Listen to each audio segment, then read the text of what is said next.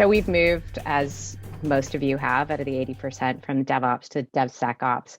So we really have embedded security as a foundational requirement. So we've targeted mandatory online security training for our devs when they're hired and annually thereafter to ensure that they code with security in mind. This is especially important to us as our world will be zero trust in the future with all of our apps in the cloud. We also require application code under development to be scanned for security-related vulnerabilities through an automated tool, which checks for code quality and code security. So potential security vulnerabilities are rated within the tool, and then the high-risk vulnerabilities identified must be fixed prior to code moving through the application lifecycle. Lower risk vulnerabilities are risk ranked and either addressed or risk accepted. Our CISO and other security personnel are engaged throughout the application security governance processes and work with my delivery and operations teams to ensure vulnerabilities are appropriately addressed, ensure that mandatory training is completed, and that risk acceptance and escalation procedures are followed. And so this is where it will come from the CISO to my product teams for prioritization and remediation. They also perform independent third-party application penetration testing by providing credentials to professional hackers to test for security vulnerabilities. In addition, the security team performs cybersecurity due diligence of all prospective cloud service providers, and a formal risk acceptance process then exists for security concerns identified through the due diligence reviews. Security requirements have also been defined for integrating with cloud service providers, such as legal obligations for them to notify us within 48 hours of having a data breach associated with our information. The cybersecurity due diligence review of the service and risk acceptance process is also conducted on an annual basis, ensuring that at least annually we make sure external providers are in line with our risk appetite and risk tolerance. I would say my approach always been starting from the top with the culture. So as much as we want DevOps team or your SDLC or development folks to embrace security, I've always started with line 2 and the risk management team, and in some cases with line 3 as well, just to make sure that the overall understanding exists of why we need to do this. So that's been my biggest success, I would say, at TMX. And then the second part I would add is we've done a lot of education and training for the developers. We've been very lucky to have good training available externally that we have injected into the development teams, either with the DevOps teams and developers. And we've spent, it took us a couple of years. I wouldn't say it happened overnight, but we really have trained the developer on how to write a secure code. It wasn't more about testing or anything, but how to write a secure code. And we called it good hygiene practices, right? And the third I would say is, based on the approach I've taken and the processes we've developed, we actually have taken security teams out of the equation as much as possible.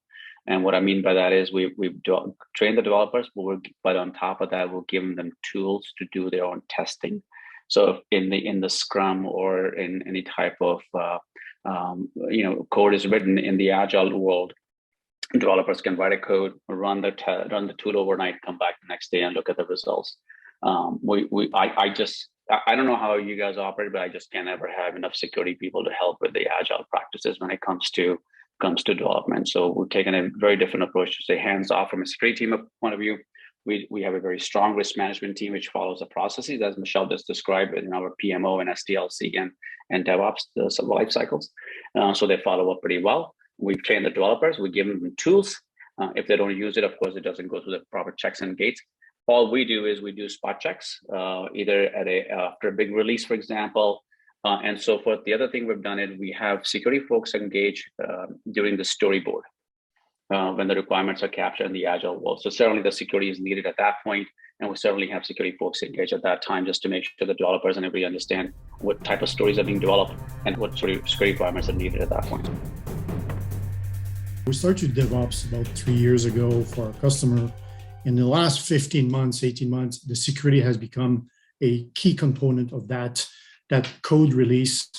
And so we have embedded security into our framework, and we call it security fitness. So customer can, we put the customer's KPI into the framework, into the work we do for customers. So it has become a talking point for every client we talk to. 3 years ago, my team with Shlomo was coming from the US, and the US was a few years ahead of Canada. And we saw how advanced the US was. We tried to bring those best practice in Canada, and we wrote a few white paper to help customers to understand what was going on at different step of the stage of security. And to help, again, the customer, as of late, we spent the last 8-9 months develop an app called Zero Trust, which has 10 modules of security assessment. And we do this very quickly for customers. So we kind of played around the DevSecOps in the last 3 years. And I think now we are offering best practice to our customers. One of the things that helps is culture, building everything from the top and overall allowing for the security expertise to come in the process to everyone's points as early as possible, but also allowing for milestones and checkpoints so that the expectation is the security is not done by itself, but there is an allowance of time and milestones built in already in the development cycle, so that the resources, any time, any allocations that are required, they come in as early as possible in the early sprints in the agile. And also just balancing the security with functionality and compliance. Security doesn't have to be achieved at the price of functionality.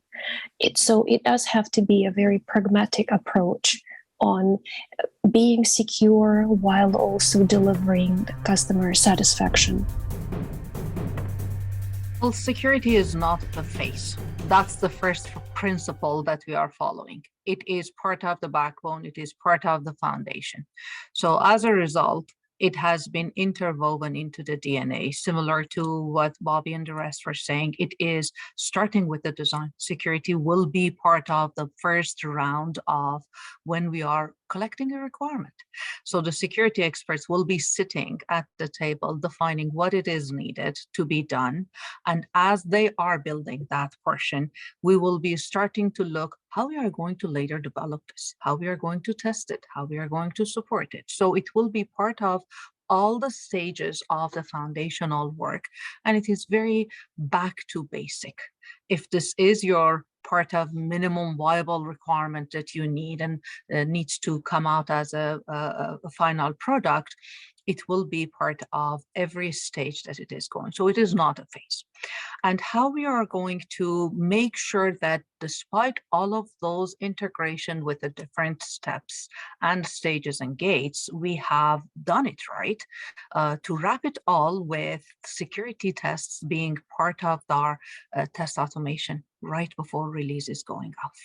So all those requirements that came, that these are the security needs to check and everything else. At the same time, our developers that are writing the test automation will pick that, and our release will actually fail if those tests are failing. So that's one. On top of that, this is a software.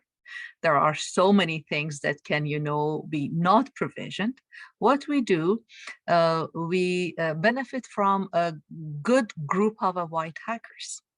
These are the groups that are constantly sitting and hitting our sites, and these will be the ones that are going to sit at the end of the release and constantly checking our production, making sure that they are thinking malicious and finding any vulnerability that it is coming out of the solution and the system. So we wrap all of those checks and balance with a good training, starting from our development team to our test team, to customers and consumers and everything else, to make a round of security. The one area that we wanted to focus on with security being every part of everyone's role is that not all initiatives are the same size. We take a t-shirt size approach there. And so some platforms are quite mature. Some platforms are built out on either GCP or Azure, and they're just adding features and functionalities. And sometimes we're starting from scratch. So we stepped back and said, is there a control library that we can create? And this was unfortunately low tech to start, and it had to be. So glorified spreadsheet to begin with, it's evolved quite a bit from that point. But we wanted to take that control compliance lens and say, across all the enterprise teams, cyber, I&O, data and analytics, like what are the viable requirements that every initiative should have? Not the functional requirements, not what they're doing for the business side, but what they're doing for the technology side. So really in that non-functional space. what we've taken that and evolved it on is a control library of about 500 controls across all of those different pillars.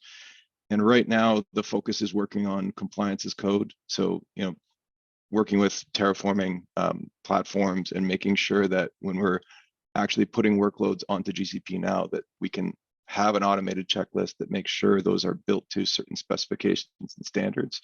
And we can go back to that and actually have, some out-of-the-box compliance checks that routinely look at our cyber posture in those specific areas. I'd echo a lot of what other people have said. Specifically Michelle and OTPP, we keep quite close within the pension fund space about what people are doing and embedding security and code checks there. But I wanted to take a bit of a different lens with the roundtable and just talk about trying to get to that embedded code and automated build of things that we know are meeting certain compliance benchmarks, and it's hard work. From our perspective, the organizations that we work with struggle with compliance, PHIPAA, PIPEDA, OSFI, ITSG 33 for the feds, NIST, or their internal compliance regimes. This is complicated stuff. And so there's some high degree of frustration for a lot of the mid-market organizations and even the larger enterprises because they struggle with the tail wagging the dog. Is compliance driving security? And so the first comment I would make is it's important to use those words like hygiene and effect changes in how we develop and create applications, because we have to remember compliance does not mean security. Security is very much about risk and risk management. So the first sentiment I would give is that good integration of security and compliance means that you need to bring to the table the concepts of how do I codify architecture, infrastructure, and risk-based decision-making along with compliance. The same techniques and practices are important for us to look at. If I do DevSecOps effectively, it means that I should be producing applications that are compliant and well-built and secure.